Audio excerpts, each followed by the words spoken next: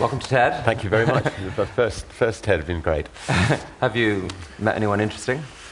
Well, the nice thing about TED is everybody's interesting. I was very glad to see Goldie Hawn because I had an apology to make to her. I'd had dinner with her about 2 years ago, and she had this big wedding ring, and I put it on my finger, and I couldn't get it off. And I went home to my wife that night, and she wanted to know why I had another woman's massive big wedding ring on my finger. And anyway, the next morning we had to go along to the jeweler and get it cut off. So, apologies to Goldie. That's pretty good. Yeah. So we're going to put up some slides with some of your companies here. You've started one or two in your time. So, Virgin Atlantic, Virgin Records. I guess it all started with a magazine called Student, and then yes, all these other ones as well. I mean, how do you do this? I read all these sort of TED instructions. You must not talk about your own business and this, and now you asked me. So I suppose you're not going to be able to kick me off the stage since you asked the question. So, it depends what the answer is. But no, I think I learned early on that if you can run one company, you can really run any companies. I mean, companies all about finding the right people and inspiring those people, drawing out the best in people, and I just love learning, and I'm incredibly inquisitive, and I love taking on the status quo and trying to turn it upside down. So I've seen life as one long learning process, and if I see if I fly on somebody else's airline and find the experience is not a pleasant one, which it wasn't 21 years ago, then I'll think, well, maybe I can create the kind of airline that I'd like to fly on, and so got one sort of second-hand 747 from Boeing and gave it a go. Well, that was a bizarre thing because you made this move that a lot of people advised you was crazy, and in fact. In a way, it almost took down your empire at one point. I had a conversation with one of the investment bankers who, at the time when you basically sold your Virgin Records and invested heavily in Virgin Atlantic, and his view was that you were trading, the world's 4th biggest record company for the 25th biggest airline, and that you were out of your mind.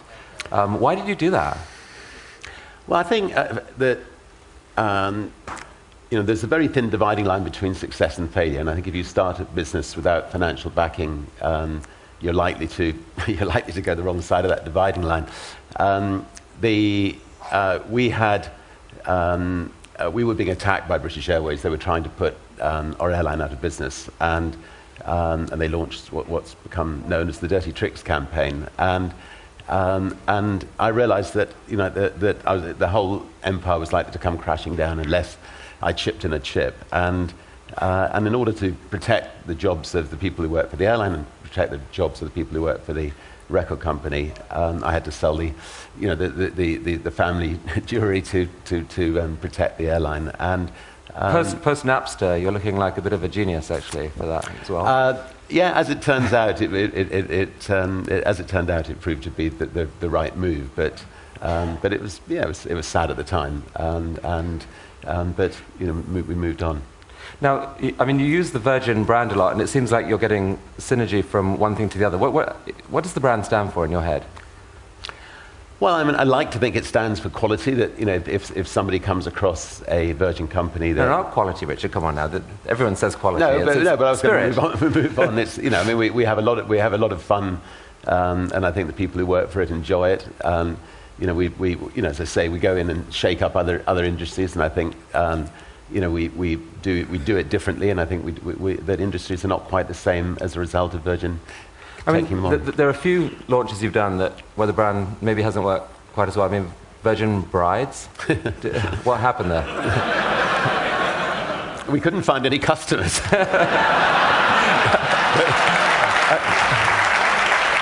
I was actually also curious why. I mean, I think you missed an opportunity with your condoms launch. You called it Mates. I mean, couldn't you have used the Virgin brand for that as well? Virgin no longer, or something.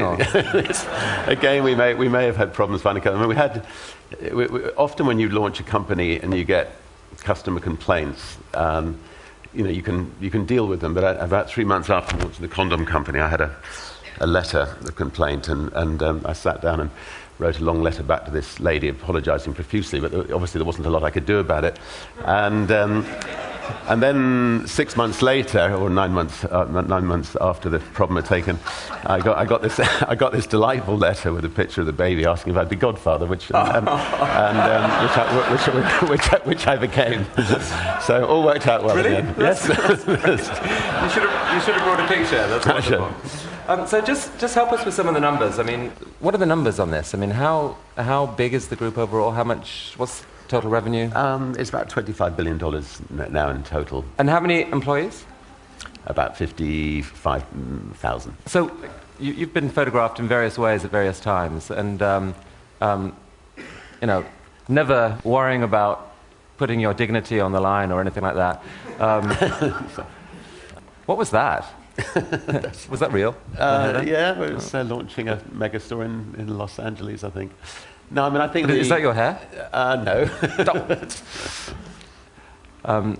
What was that one? Dropping in for tea. Okay. Running in.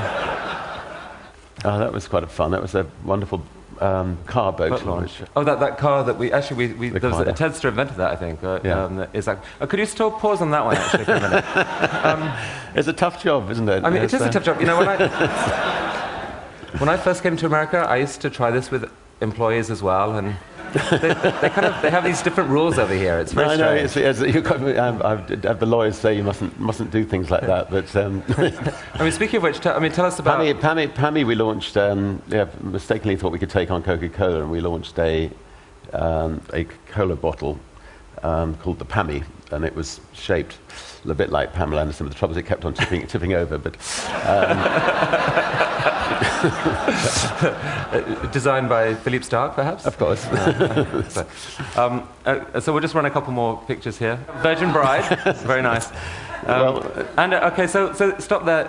This was you had some award, I think. That was 25 years earlier, we'd launched the Sex Pistols, God Save the Queen, and I'd certainly never expected that 25 years later that she would actually knight us, but somehow she must have had a forgetful memory, I think. But. Well, God saved her, and you got your just reward, and that's. I mean, do you like to be called Sir Richard, or how? Nobody's ever called me Sir Richard. Occasionally in America, I hear people saying Sir Richard and think there's some Shakespearean play taking place, but nowhere else anyway. Okay. So I mean, can you use your knighthood for anything, or it's just? No, I suppose if you're having problems getting a booking at a restaurant or something, that might be worth using it. No, it's not Richard Branson; it's Sir Richard Branson. I'll get the secretary to use it. Okay, so let's look at the space thing. I think we've got a video that shows what you're up to, and Virgin Galactic you're calling it, yes?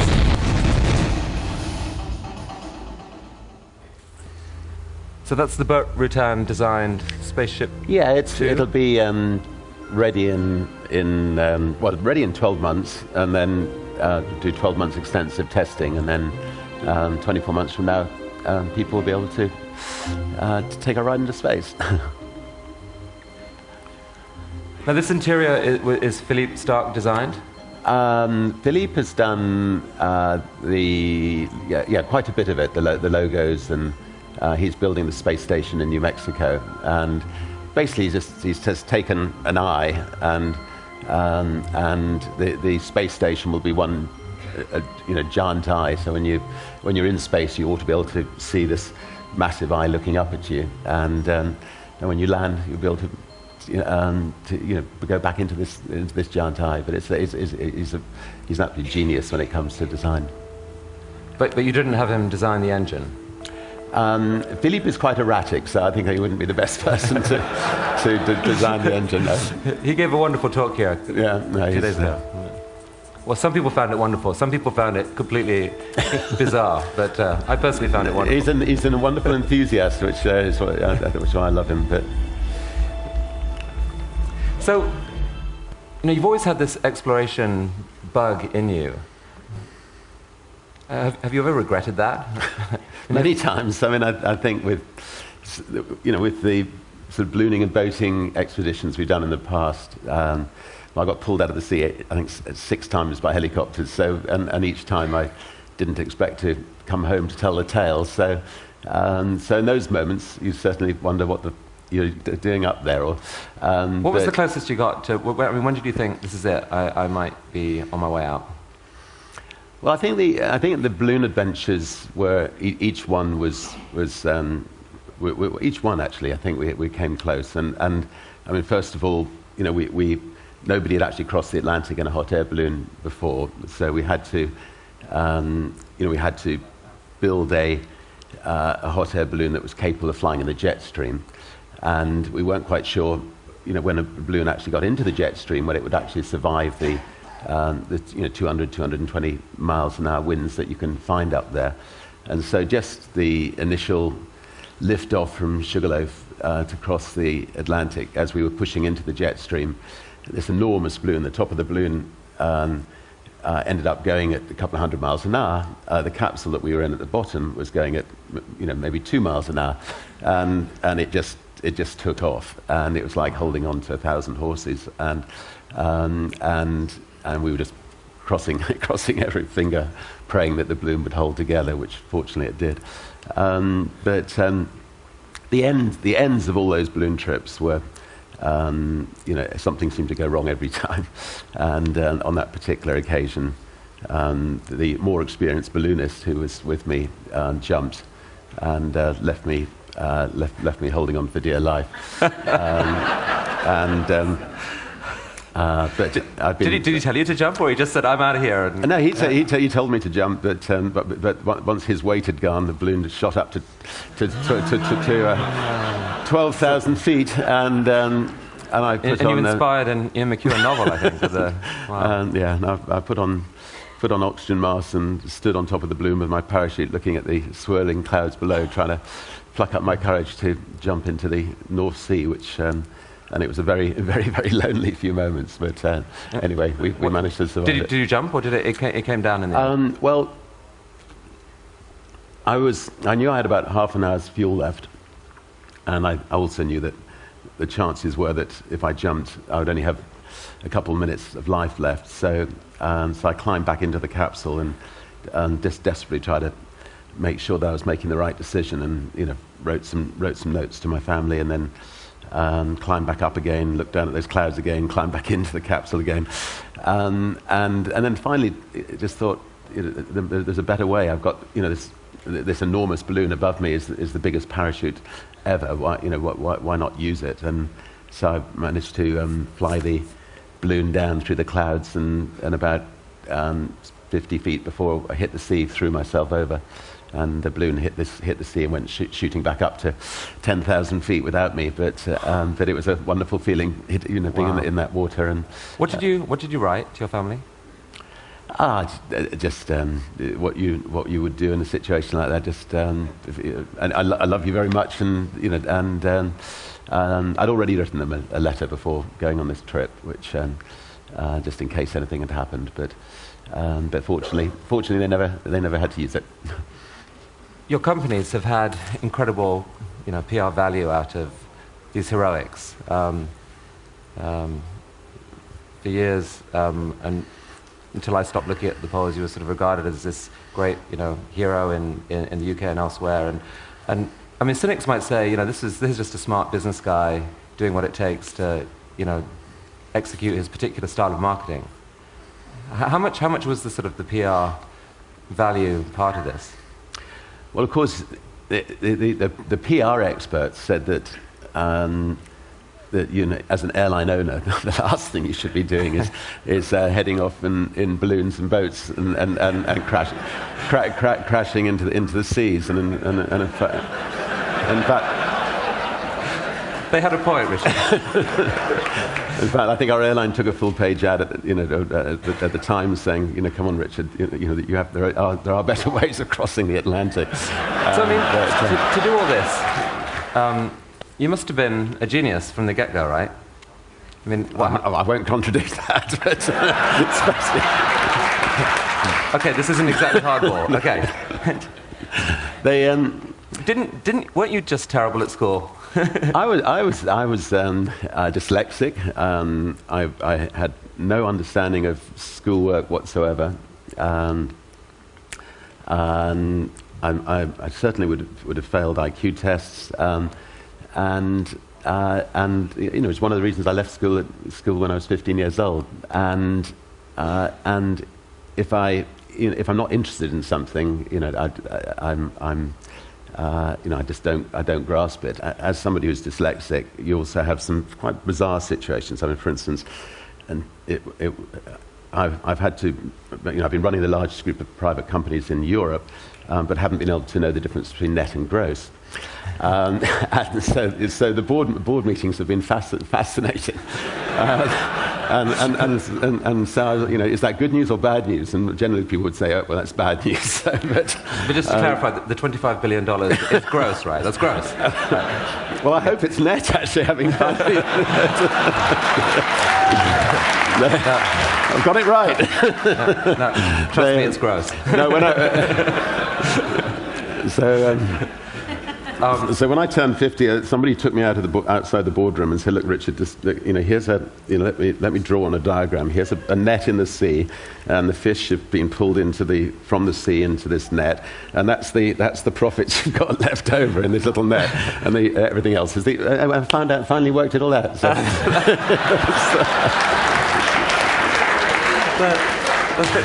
But I mean, at school, so as well as being, doing pretty miserably academically, but you were also like the captain of the cricket and football team. So you were kind of you're a natural leader, but just a bit of were you a rebel then, or how would you? Yeah, I think I was a bit of a maverick, but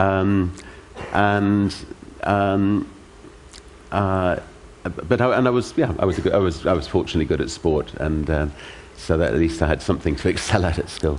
And some bizarre things happened just earlier in your life. I mean, there's the story about your mother allegedly dumping you in a field aged 4 and saying, "Okay, walk home." And did this really happen? I mean, she was, she felt that we needed to stand on our own 2 feet from an early age. So she did things to us which now she'd be arrested for.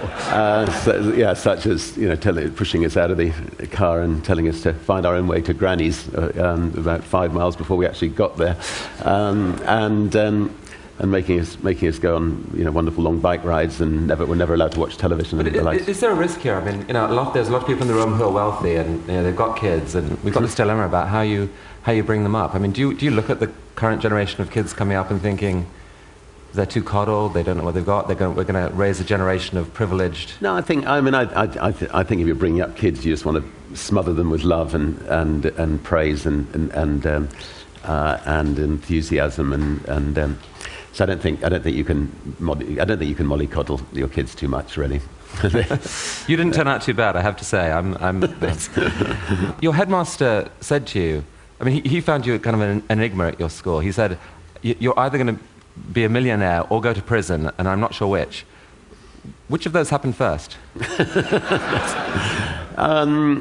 Well, I've done both. I think I went to prison first. I was actually prosecuted under 2 quite ancient acts in the UK. I was prosecuted under the 1889 Venereal Diseases Act and the 1916 Indecent Advertisement Act. On the first occasion for mentioning the word venereal disease in public, which we had a centre where we would help young people who had problems, and one of the problems young people have is venereal disease. And there's an ancient law that says you can't actually mention the word venereal disease or print it in public.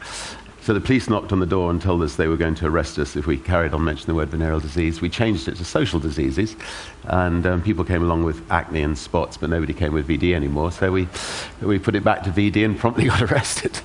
And then subsequently, never mind the bollocks, here's the Sex Pistols, the word bollocks. The police decided was a rude word, and so we were arrested for using the word bollocks on the Sex Pistols album. And John Mortimer, the playwright, defended us, and he asked if I could find a linguistics expert to come up with a different definition of the word bollocks. And so I rang up Nottingham University, asked to talk to the professor of linguistics, and he said that bollocks is not is nothing to do with balls whatsoever. It's actually a nickname given to priests in the 18th century. And he went furthermore, I'm a priest myself, and so I said, well, would you mind coming to the court? And he said he'd be delighted. And I said, he said, would you like me to wear my dog collar? And I said, yes, definitely, please. That's great. So our key witness was argued that it was actually, never mind the priest, here's the Sex Pistols, and the judge reluctantly found us not guilty. So. That is outrageous. So here, seriously, is there a dark side? I mean, a lot of people would say there's no way that someone could put together this incredible collection of businesses without knifing a few people in the back, doing some ugly things. You've been accused of being ruthless. There was a nasty biography written about you by someone. Is any of it true? Is there an element of truth in it? I don't actually think that the stereotype of a business person treading all over people to get to the top, generally speaking, works. I think if you treat people well, people will come back and come back for more. And I think all you have in life is your reputation, and it's a very small world. And I actually think that the best way of becoming a successful business leader is dealing with people fairly and well, and like to think that's how we run Virgin. And what about the people who love you and who see you keep getting caught up in these new projects? I mean, it almost feels like you're addicted to launching new stuff. You get excited by an idea and kapow. I mean, do you think about life balance? How do your family feel about each time you step into something big and new? I also believe that being a father is incredibly important. So, from the time the kids were very young, when they go on holiday, I go on holiday with them, and so we spend a very good sort of 3 months away together.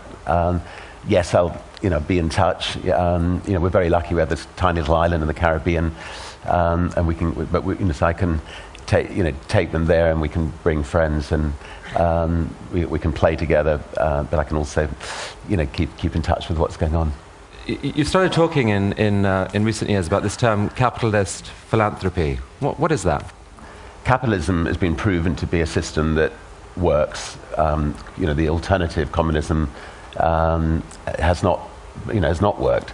But the problem with capitalism is extreme wealth ends up in the hands of a few people, and therefore extreme responsibility, I think, goes with that wealth. And I think it's important that the individuals who are in that fortunate position do not end up competing for bigger and bigger boats and bigger cars, but you use that money to either create new jobs or to tackle issues around the world. And what are the issues that you worry about most, care most about, want to turn your resources toward? Well, there's a lot of issues. Global warming certainly is a massive threat to mankind, and we are putting a lot of time and energy into trying to come up with alternative fuels, and B, we just launched this prize, which is which is really a prize in case we don't get an answer in alternative fuels, in case we don't actually manage to get the carbon emissions cut down quickly, and in case we go through the tipping point. We need to try to encourage people to come up with a way extracting carbon out of the Earth's atmosphere. And we just, there weren't really people working on that before, so we wanted people to try to, all the best brains in the world to start thinking about that. And also to try to extract the, methane out of the Earth's atmosphere as well. And actually we've had about 15,000 people, fill in the forms saying they want to give it a go. And so we only need one, so we're hopeful. And you're also working in Africa on a couple of projects? Yes, I mean we've got we're setting up something called the War Room, which is maybe the wrong word. We're trying to, maybe it would change it, but anyway, it's a war room to try to coordinate all the attack that's going on in Africa, all the different social problems in Africa, and try to look at best practices. So. For instance, there's a doctor in Africa that's found that if you give a mother antiretroviral drugs at 24 weeks when she's pregnant, that the baby will not have HIV when it's born, and so disseminating that information to around the rest of Africa is important. And the War Room sounds powerful and dramatic. And is there a risk that the business heroes of the West get so excited about? I mean, they're used to having an idea, getting stuff done, and they believe profoundly in their ability to make a difference in the world. Is there a risk that we go to places like Africa and say, we've got to fix this problem, we can do it, I've got all these billions of dollars, here's the big idea, and kind of take a much more complex situation and actually end up making a mess of it? Do you worry about that? Well, first of all, I mean, on this particular situation, we're actually, we're working with the government on it. I mean, Thabo Mbeki's had his problems with accepting HIV and AIDS are related, but this is a way, I think, of him tackling this problem. And instead of the world criticizing him, it's a way of working with him, with his government. It's important that if people do go to Africa and do try to help, they don't just go in there and then leave after a few years. It's got to be consistent.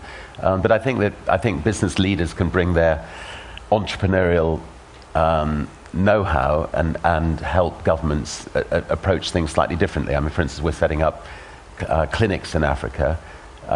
Where we're going to be giving free antiretroviral drugs, free TB treatment, and free malaria treatment. But we're also trying to make them self-sustaining clinics so that people pay for some other aspects. I mean, a lot of cynics say about someone like yourself or Bill Gates or whatever that this is really it's almost driven by some sort of desire, again, for the right image, for guilt avoidance, and not like a real philanthropic instinct. I mean, what would you say to them? Well, I think that people do things for a whole variety of different reasons, and I think that when I'm on my deathbed, I will want to feel that that I've made a difference to other people's lives, and that may be a selfish thing to think, but it's the way I've been brought up. I think if I'm in a position to radically change other people's lives for the better, I should do so. How old are you? I'm 56. I mean, the psychologist Erik Erikson says that, as I understand it, I'm a total amateur, but that during 30s, 40s, people are driven by this desire to grow, and that's where they get their fulfillment. 50s, 60s, that the mode of operation shifts more to the quest for wisdom and a search for legacy. I mean, it seems like you're still a little bit in the growth phase. You're still doing these incredible new plans. How much do you think about legacy, and what would you like your legacy to be? I don't think I think too much about legacy. I mean, I'd like to, my grandmother lived to 101, so hopefully I've got another 30 or 40 years to go. No, I just want to, live life to its full. If I can make a difference, I hope to be able to make a difference. And I think one of the positive things at the moment is, you've got Sergey and Larry from Google, for instance, who are good friends, and thank God you've got two people who genuinely care about the world, and with that kind of wealth, if they had that kind of wealth and they didn't care about the world, it'd be very worrying, and they're going to make a hell of a difference to the world. And I think it's important that people in that kind of position do make a difference. Well, Richard, when I was starting up in business, I knew nothing about it, and I also was I thought that business people were supposed to just be ruthless, and that was the only way you could have a chance of succeeding. And you actually did inspire me. I looked at you, I thought, well, he's made it, maybe there is a different way. So I'd like to thank you for that inspiration and for coming to TED today. Thank you so much. Great. Thank you. That's fantastic. Well, look at that. Thank you.